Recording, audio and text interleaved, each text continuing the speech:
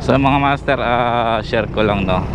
Yung mga mahilig manigarilyo sa mga public na lugar at sa mga transportation, no.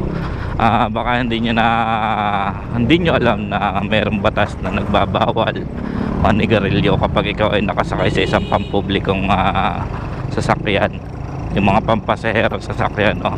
Tulad nitong nakasakay sa tricycle.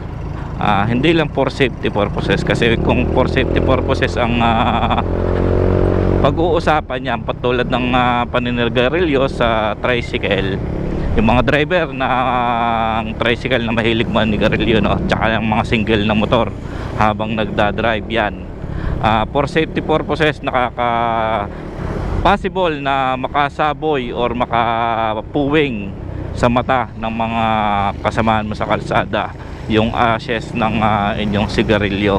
And for safety purposes nga rin ay pinagbawal ng batas na manigarilyo habang nagdadrive ka or habang nagmamaneho ka ng isang sasakyan na pampubliko. So yun lang mga master, share lang, let's go.